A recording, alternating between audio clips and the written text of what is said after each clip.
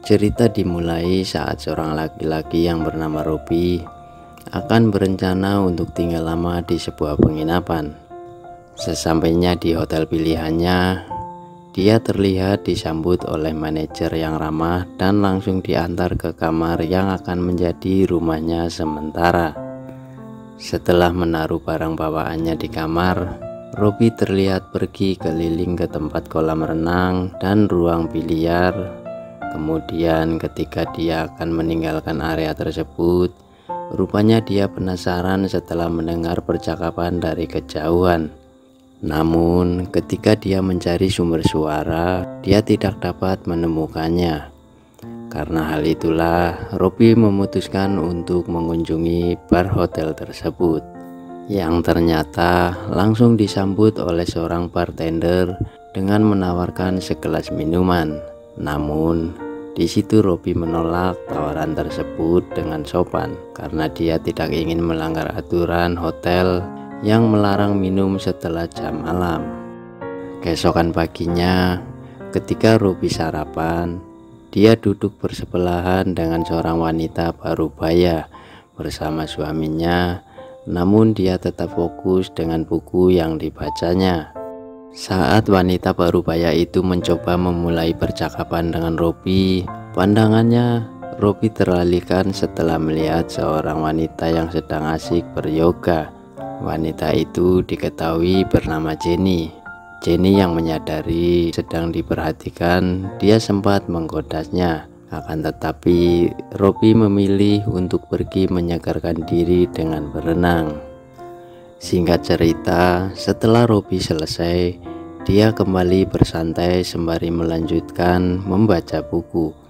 Tidak lama kemudian, Jenny datang menghampirinya nih movie lover. Sepertinya Jenny ingin mendapatkan perhatian dari Robi.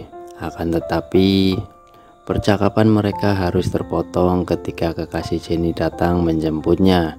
Dia pergi sembari melempar senyum yang menggoda. Kemudian di malam harinya, Robi kembali datang ke bar hotel yang sama, terlihat menawarkan sebatang rokok, dan kali ini Robi menerimanya meskipun dia tahu bahwa merokok tidak diperbolehkan di hotel. Namun bartender itu berbisik ada kalanya aturan perlu dilanggar. Singkatnya, ketika Robi sudah bersiap untuk tidur, dia malah penasaran setelah mendengar suara pemersatu bangsa dari sebelah kamarnya. Karena hal itulah membuatnya ikut main senam jari. Keesokan paginya, Robi terlihat berjalan menuju ruang makan untuk sarapan. Dia terkejut setelah melihat bartender yang sedang asik mengintip sebuah kamar. Bukannya menegur, Robi malah ikut melakukan hal yang sama setelah bartender itu pergi. Dan ternyata dalam kamar tersebut ada wanita parubaya. Robi kemudian memutuskan untuk pergi ke ruang biliar. Di sana dia bertemu dengan seorang pengusaha yang ramah dan mereka pun mulai ngobrol bersama. Dalam percakapan itu, Robi mengatakan bahwa dia heran atas semua kejadian aneh di hotel ini, dan ternyata pengusaha itu pun setuju, tapi sepertinya dia tidak terlalu peduli. Pengusaha itu kemudian memberikan sebuah permen kepada Robi dengan mengatakan bahwa akan menghilangkan pikiran-pikiran yang mengganggu. Bahkan dia menawarkan lebih banyak permen, namun dengan imbalan Robi bersedia membantunya untuk mencari sebuah kunci yang hilang. Pengusaha itu curiga kunci tersebut berada di tangan keluarga manajer hotel. Di suatu malam, suasana hotel semakin meriah dengan adanya sebuah pertunjukan yang diselenggarakan oleh manajer hotel. Para tamu yang datang disuguhkan hiburan yang memukau, dan pertunjukan itu dibuka oleh seorang wanita yang tidak lain adalah istri sang manajer hotel. Meski dia tidak dapat bergerak bebas karena lumpuh, namun ternyata kehadirannya di panggung bersama putranya yang merupakan bartender memberikan suasana yang hangat bahkan semua tamu tertawa di sana. Namun berbeda dengan Robby Nimovilover, dia malah merasa ada yang kurang dari penampilan mereka di panggung. Singkat cerita, setelah Robby selesai makan, dia meneguk permen yang diperoleh dari seorang pengusaha. Tidak butuh waktu lama, dia pun langsung terlelap. Dan saat terbangun, Robby merasa ada yang berubah dalam dirinya. Dia begitu semangat dan gembira.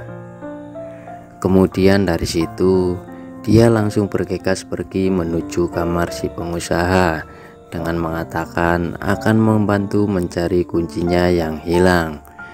Tentunya dengan berharap akan mendapatkan permen lagi. Kemudian saat di koridor hotel, mata Robby tertuju pada sosok istri manajer hotel yang lemah tak berdaya. Di dalam hati, Robby bertekad akan mendapatkan kunci itu.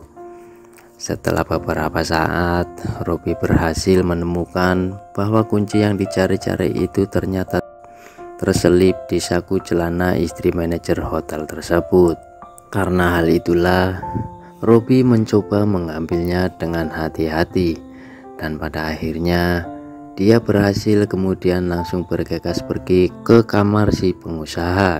Rupanya si pengusaha dan manajer hotel sedang asik bermain kartu gitu nih Movilovers. Karena itulah Robby akan memberikan kunci ketika manajer hotel meninggalkan ruangan. Dan sesuai janji, si pengusaha langsung memberikan sebotol permen kepada Robby. Dan disitulah si pengusaha baru memperkenalkan dirinya bernama Daniel. Dia mengajak Robby untuk bermain kartu. Bahkan jika Robby bisa menang darinya, dia akan memberikan 1 botol permen lagi. Dan ternyata Robby berhasil membawa pulang 2 botol permen. Kemudian saat Robby sedang berada di area kolam renang, dia bertemu dengan Alex yang merupakan si bartender. Dia meminta maaf jika pertunjukannya tidak membuatnya senang. Alex bahkan mengungkapkan bahwa semua pertunjukan itu telah direncanakan oleh ayahnya. Di situ Alex mengaku sudah lelah dengan segala skenario yang dibuat ayahnya yang seringkali tidak masuk akal. Ternyata Alex juga menyarankan Robby untuk menjauh dari ayahnya karena dia sudah mengurung mereka semua. Dan ternyata si pelayan itu adalah kakak dari Alex. Setelah mendengar itu semua, Robby hanya bisa terdiam. Malam itu Alex mengundangnya untuk makan malam bersama keluarganya. Meski sempat ragu untuk datang, akan tetapi Robby yang penasaran akhirnya menerima undangan tersebut. Dan di saat itulah Robby bertemu dengan keluarga manajer hotel. Setelah beberapa saat, Robby bertanya tentang riwayat hotel tersebut, dan manajer hotel pun menjelaskannya. Sejauh ini percakapan mereka berjalan lancar, sampai pada akhirnya Alex membuka suara. Karena hal itulah membuat manajer hotel sangat marah. Dengan tegas dia menyatakan bahwa ini adalah hotelnya dan dia memiliki kekuasaan penuh untuk menentukan aturan keluarganya. Namun kali ini Alex mulai tidak setuju dengan aturan ketat ayahnya. Dan perdebatan di antara mereka berdua pun tak terhindarkan. Robby yang menyadari situasi semakin memanas, dia langsung memilih untuk meninggalkan ruangan tersebut. Tak lama setelah itu, Robby mendengar teriakan seorang wanita. Berasa penasaran, dia pun mencoba mencarinya. Namun dia menemukan Siska sendirian di dalam kamar. Karena hal itulah Robby menawarkan bantuan untuk keluar dari hotel tersebut. Akan tetapi Siska menolak dengan alasan bahwa Robby tidak akan mampu membantunya. Merasa bingung, Robby pun terus melangkah ke sebuah lorong dan menemukan sebuah ruangan penuh dengan layar CCTV yang menunjukkan berbagai sudut ruangan hotel. Sekembalinya ke kamar, tiba-tiba TV menyala sendiri dan memperlihatkan rekaman CCTV. Di sini terlihat Siska yang sedang memberi obat kepada Daniel, sedangkan di sisi lain Jenny sedang asik bermain futsal bersama kekasihnya. Karena hal itulah, rasa penasaran pun semakin dalam. Robby mencoba menyelidiki kamar kosong di sebelahnya. Namun, tiba-tiba Alex muncul di depannya dan memberikan sebuah kunci untuk masuk ke dalam kamar. Dan ternyata, Robby menemukan berbagai alat lab dan catatan tentang genetika. Hal itu membuat Robby berpikir bahwa mungkin saja staf hotel dan para tamunya sedang terlibat dalam eksperimen, termasuk dirinya yang telah mengkonsumsi permen ajaib dari Daniel. Namun, tiba-tiba terdengar kembali suara-suara manja. Robby yang tanpa ragu langsung mendatangi sebuah kamar yang ternyata menemukan Jenny bersama kekasihnya. Robby langsung memprotes tindakan kekasih Jenny. Namun tak lama kemudian, manajer hotel datang dan dengan tegas meminta Robby untuk kembali ke kamarnya. Sedangkan di ruangan lain, Siska terkejut dengan kedatangan Alex. Di situ dia mengusulkan agar Siska mengajak Robby untuk main-main bersama. Meski Siska ragu, namun pada akhirnya dia setuju. Dengan berat hati, dia pun mulai beraksi dengan memperlihatkan pemandangan yang begitu indah. Namun tak berhasil, karena Robby sendiri menyadari bahwa Siska sedang dalam situasi sulit. Tak butuh waktu lama, Robby pun segera mengajak Siska untuk pergi dari hotel itu. Tapi apesnya, Alex yang telah menguasai mereka dari kejauhan, dia memberi isyarat kepada tamu lain untuk mengawasi langkah Robby dan juga Siska. Jadi, tindakan mereka terlihat seperti dikontrol oleh semua sistem komputer Movie Lover.